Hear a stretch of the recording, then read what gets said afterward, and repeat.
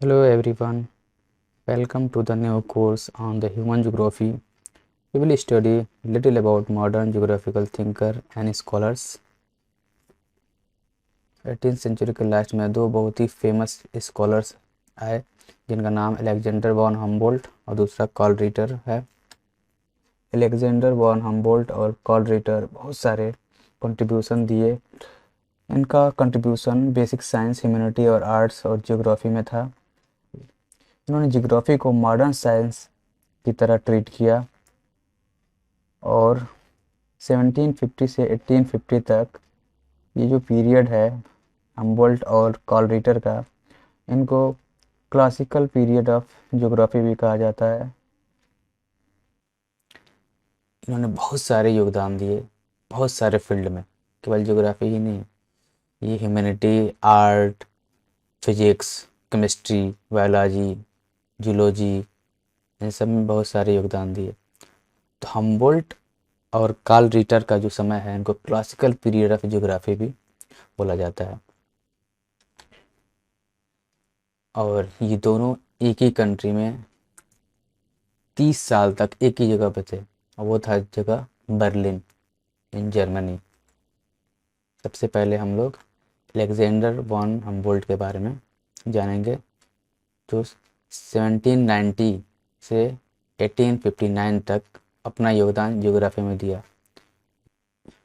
Alexander von Humboldt ने अपने geographical expansion को केवल जर्मनी के अंदर ही सीमित नहीं रखा। इन्होंने दूसरे कंट्री के साथ साथ दूसरे कॉन्टिनेंट में भी अपना स्टडी को जारी रखा। तो इन्होंने बहुत सारे फील्ड में अपना कंट्रीब्यूट किया, जैसे geology, botany, zoology, physics, chemistry, anatomy, physiology, history, केमिस्टोलॉजी, जियोमॉर्फोलॉजी, बहुत सारे ब्रांचेज, ह्यूमन ज्योग्राफी के बहुत सारे ब्रांचेज में अपना इन्होंने योगदान दिया। इन्होंने लगभग 4000 माइल्स तक अपना ट्रेवल किया और जब भी ट्रेवल करते थे अपने साथ कुछ इंस्ट्रूमेंट रखा करते थे, जैसे टेलीस्कोप, ये टेलीस्कोप हो गया, सेक्सटेंट यानी एंगुलर डिस्टेंस को मेज़र करने के लिए होता है, फिर ये बैरोमीटर है, फिर ये है साइनोमीटर स्काई के ब्लूनेस को मेज़र करने के लिए इस्तेमाल किया जाता है। ये जब कहीं जाते थे तो केवल किसी एक ऑब्जेक्ट के बारे में स्टडी नहीं करते थे, बल्कि उससे रिलेटेड हर चीज़ के बारे में स्टडी करते थे। जैसे नदी के बारे में स्टडी करना है तो नदी के साथ साथ वहाँ के प्लांट्स, एनिमल्स, टेम्परेचर, प्रेशर, इसके बारे में भी वो पता लगाते थे कि इसका क्या इफ़ेक्ट पड़ता है इन्वायरमेंट पे और ह्यूमन पे। तो इसके साथ साथ ये हर जगह एयर का temperature as well as ground का टेम्परेचर भी मेज़र करते थे। उसके साथ हवा का प्रेशर, लेटीट्यूड, लॉन्गिट्यूड, ऊंचाई, एलिवेशन, समुद्र लेवल से उसकी हाइट, उसका मैग्नेटिक वाइब्रेशन, उसके पत्थरों का nature, rock nature, type of plant, वहाँ के पौधों के प्रकार, उसका ह्यूमन का क्लाइमेट से रिलेशन, या अल्टीट्यूड, क्लाइमेट और अल्टीट्यूड का ह्यूमन पे क्या असर पड़ता है उसके एटीट्यूड पे, उसको स्टडी किया करते थे। यानी ये ह्यूमन और नेचर का रिलेशनशिप के बारे में भी स्टडी करते थे कि नेचर का ह्यूमन पे क्या प्रभाव पड़ता है। हम्बोल्ट प्रूसिया के अरिस्टोक्रेटिक फैमिली में पैदा हुए थे। इनकी पढ़ाई यूनिवर्सिटी ऑफ गोटिंजन में हुई, ये फ्रैंकफर्ट जर्मनी में है। इनकी पढ़ाई एजी वार्नर के सुपरविजन में हुई। एजी वार्नर एक फेमस जियोलॉजिस्ट थे जिसने एक हाइपोथेसिस दिया था। इस हाइपोथेसिस में इन्होंने बताया था कि सेडिमेंट्री रॉक जो भी अर्थ पे बनते हैं उनका फॉर्मेशन वाटर के अंदर सिल्ट डिपोजिशन के कारण होता है, जो लेयर में धीरे धीरे जमा हो जाते हैं और सॉलिडिफाई होने के बाद ये सेडिमेंट्री रॉक में बदल जाते हैं। फिर वो आगे ऑस्ट्रिया, स्विट्ज़रलैंड, इटली घूमे। फिर अपना गवर्नमेंट जॉब से इन्होंने रिज़ाइन दे के बहुत टाइप के इंस्ट्रूमेंट को हैंडल करने के लिए, चलाने के लिए इन्होंने चलाने का तरीका सीखा। इसलिए ये है इटली, स्विट्ज़रलैंड, ये इस एरिया में स्टडी उन्होंने किया था। हमबोल्ट बहुत ही एडवेंचरस नेचर के थे। इनको एक जगह बैठना अच्छा नहीं लगता था। इनको ऑब्जर्वेशन करने में, विजिट करने में, नेचर से बहुत लगाव था। नेचर के बारे में जानने का और नेचर का ह्यूमन पे क्या असर पड़ता है इसका भी जानने का बहुत ही शौक था। उनको अच्छा लगता था। इसलिए 1798 में हमबोल्ट अपने एक बॉटनिस्ट फ्रेंड के साथ मैड्रिड पहुँचे और उन्होंने मैड्रिड जाते समय रास्ते में बहुत सारे ऑब्जर्वेशन किए। किस चीज़ का? टेम्परेचर और अल्टीट्यूड का। ऊंचाई के साथ टेम्परेचर का क्या इफ़ेक्ट होता है, टेम्परेचर घटता है या बढ़ता है, टेम्परेचर में वेरिएशन को, ऊंचाई के साथ टेम्परेचर के वेरिएशन का उन्होंने ऑब्जर्वेशन किया, पता लगाया।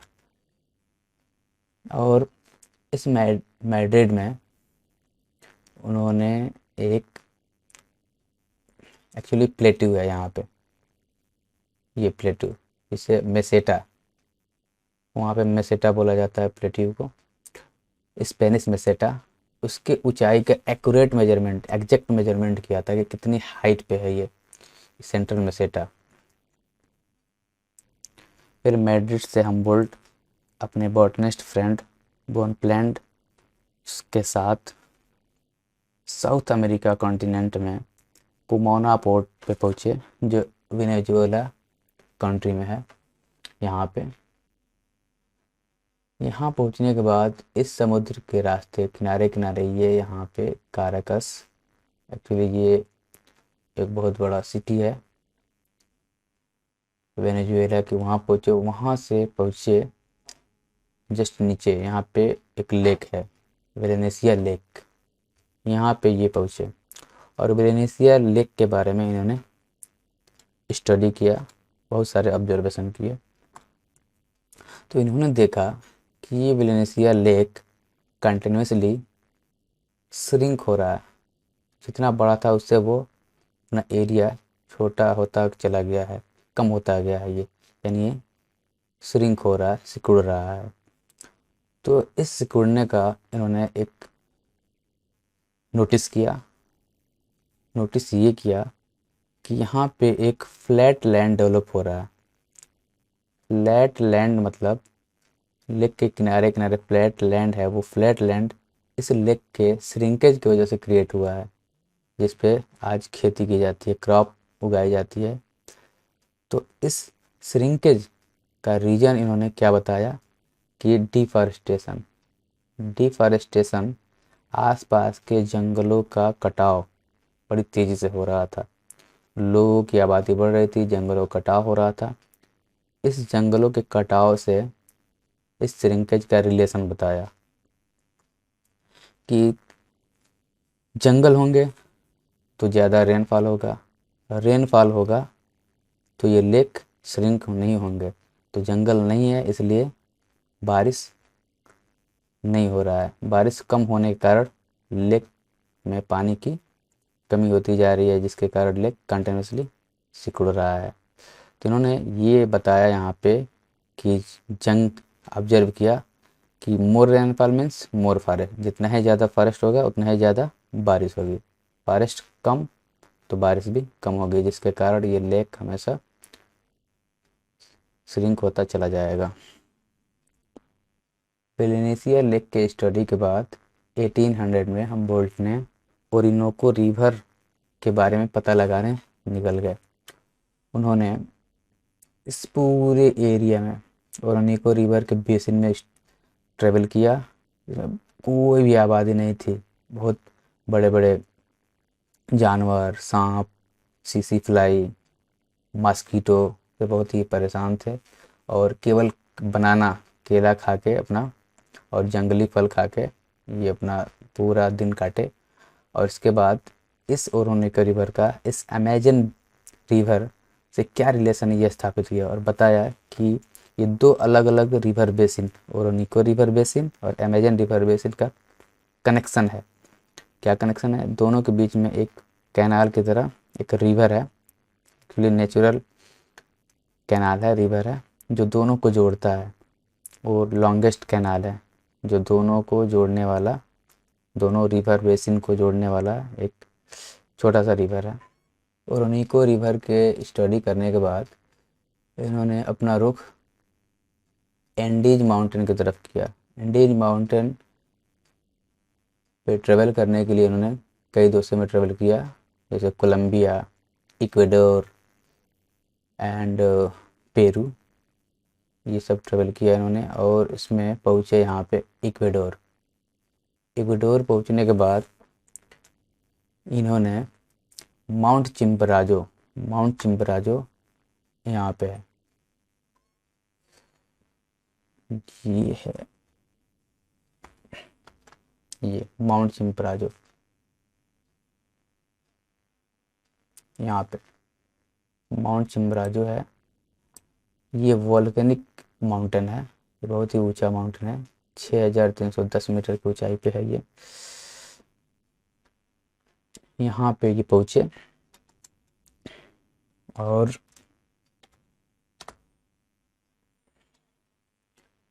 ये है माउंट चिम्बराजो। इसके पीक पर इन्होंने चढ़ाई की, पीक पे चढ़े। देखिए ये इमेज है, यहाँ पे ये अलेक्जेंडर वॉन हम्बोल्ट और इनके बॉटनिस्ट फ्रेंड यहाँ पे खड़े हैं। ये दोनों माउंट चिम्बराजो पे चढ़ाई किए। चढ़ने के बाद इन्होंने ह्यूमन बॉडी पे लो टेम्परेचर का क्या इफ़ेक्ट पड़ता है इसके बारे में स्टडी किया, पता लगाया इसका असर क्या होगा, इन्फ्लुएंसेस क्या होगा ह्यूमन बॉडी पे इस पे ऊंचाई पे चढ़ने से, इसका लो टेम्परेचर प्रेशर का क्या असर पड़ता है।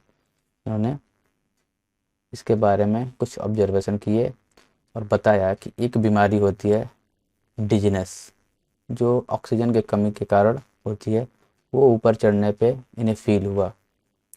यानी ऊपर चढ़ने पे ऑक्सीजन की धीरे धीरे कमी होती जाती है और टेम्परेचर घटता जाता है, प्रेशर भी घटता जाता है, जिसके कारण ह्यूमन बॉडी पे एक इंटरनल प्रेशर क्रिएट होता है जिसे डिजीनेस बोलते हैं।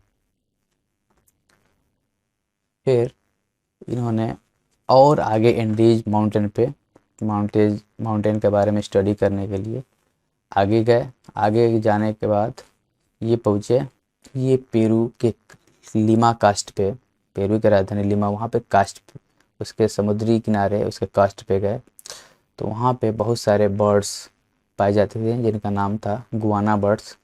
और गुआना बर्ड्स के बारे में वो सुने थे जिनके ड्रॉपिंग्स, जिन बर्ड्स के ड्रॉपिंग जो है उनका बहुत ही मैन्यूर की तरह इस्तेमाल लोग करते थे, खेतों में उसका बहुत इस्तेमाल किया जाता था जिससे क्रॉप अच्छे उगाए जाते थे। इसका आज बिजनेस भी होता है, इसके सीड्स को बेचा भी जाता है। इससे एक ये है लीमा, पेरू की कैपिटल लीमा। और फर्स्ट टाइम इन्होंने यहाँ पे करंट फ्लो करता है समुंदर में, ओशियन में, पैसिफिक ओशियन में, जिसे पेरू करंट बोला जाता है। और हम्बोल्ट करंट, सबसे पहले हम्बोल्ट करंट का पता वो अलेक्जेंडर वॉन हम्बोल्ट नहीं लगाया था, इसलिए इसका नाम हम्बोल्ट करंट भी कहा जाता है। ये गुआना बर्ड्स, ये है इनके ड्रॉपिंग्स को इकट्ठा करके फर्टिलाइज़र के तौर पे, मैन्योर के तौर पे इनका इस्तेमाल किया जाता है खेतों में। पेरू से फिर ये मैक्सिको से अमेरिका से फिर ये चले गए यूरोप में वेसुवियस वोल्केनो है, वहाँ पे इन्होंने स्टडी किया। वेसुवियस वोल्केनो कहाँ है? ये है इटली में।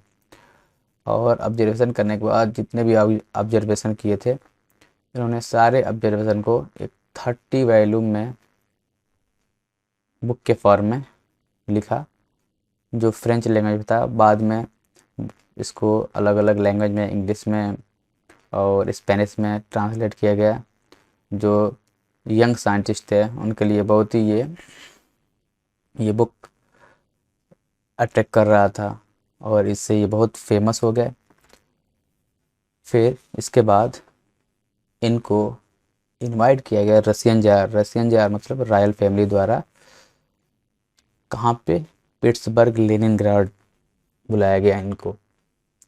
अब लेनिनग्राड से बुलाने के बाद इनको ये कहा गया कि यूराल माउंटेन के उस साइड, ये है यूराल माउंटेन, ये है पिट्सबर्ग लेनिनग्राड, पिट्सबर्ग सिटी है, लेनिनग्राड यहाँ का पोर्ट है, और यहाँ पे यूराल माउंटेन रेंज है। और इस साइड को माउंटेन रेंज के इस साइड को साइबेरिया बोला जाता है, जो एशिया में पड़ता है। तो ये एक्चुअली पूरा का पूरा बैरन लैंड था, जो लोग बहुत कम पाए जाते थे। तो यहाँ पे इनको ऑब्जर्वेशन के लिए भेजा गया, पता लगाने के लिए भेजा गया। तो ये यहाँ पे घोड़े पे बैठ के ट्रेवल करना शुरू किए कुछ अपने टीम के साथ। तो बहुत जगह ये ट्रेवल किए, ये ओम्स्क, टोंस्क, ये बेस्क, ये पूरे एरिया पे स्टडी किया। इन्होंने कैप्सियन सी के बारे में देखा, जानकारी जुटाई, और बैरन लैंड्स के बारे में, ये बैरन लैंड्स जितने भी लैंड्स हैं, ये बैरन लैंड्स है जो जहाँ पे लोग बहुत कम पाए जाते हैं, इसका रीज़न, इसका टोपोग्राफी, इस लैंड का बर्फ़ से ढका हुआ उसके बारे में इन्होंने स्टडी किया। तो सारे स्टडी करने के बाद अपने रास्ते में जितने भी जगह पड़ते थे उनका टेम्परेचर, प्रेशर हमेशा नोट करते थे ये। और इसके बाद पहली बार इन्होंने वर्ल्ड मैप आइसोथर्म बनाया था। ये है world map isotherm, same temperature line, ये लाइन देख रहे हैं, ये लाइन जो है सेम टेम्परेचर का, इस लाइन पे जितना भी टेम्परेचर है हर जगह सेम टेम्परेचर मिलेगा। पहली बार कॉन्टिनेंटलिटी वर्ड का इस्तेमाल हुआ। और कॉन्टिनेंटलिटी का मतलब होता है कि कॉन्टिनेंट के जितने अंदर, समुद्र से जितना दूर कॉन्टिनेंट के अंदर जाएंगे, टेम्परेचर वेरिएशन बढ़ता जाएगा, या तो बहुत ज़्यादा ठंड पड़ेगी या बहुत ज़्यादा गर्मी। लेकिन समुंदर के किनारे, ओशियन के किनारे टेम्परेचर ज़्यादा घटता बढ़ता नहीं है, टेम्परेचर मॉडरेट रहता है। तो कॉन्टिनेंटलिटी का मतलब ये हुआ, ओशियन से जितना ही दूर कॉन्टिनेंट के अंदर जाएंगे, टेम्परेचर में उतना ही ज़्यादा वेरिएशन होगा। ठंड में बहुत ज़्यादा ठंड, गर्मी में बहुत ज़्यादा गर्मी पड़ेगा। फिर एक और वर्ड इस्तेमाल हुआ, परमाफ्रोस्ट। परमाफ्रोस्ट मतलब हमेशा साल भर तक बर्फ़ से ढके रहने वाले प्लेस को परमाफ्रोस्ट बोला जाता है। तो यहाँ पे साइबेरिया में इस साइड में हमेशा बर्फ़ से ढका रहता है लैंड, इसलिए पहली बार उन्होंने परमाफ्रोस्ट का इस्तेमाल किया। हमबोल्ट ने अपने सारे ऑब्जर्वेशन को एक बुक के फॉर्म में पब्लिश किया, जिसका नाम था कॉस्मस। और कॉस्मस बहुत ही क्लासिक बुक थी, जिसको स्टूडेंट बहुत ही ज़्यादा पसंद करते थे। कॉस्मस के बारे में अब नेक्स्ट मॉड्यूल में हम लोग स्टडी करेंगे, कॉस्मस में एक्चुअली क्या है और कितने पार्ट्स में डिवाइड है। Thank you very much.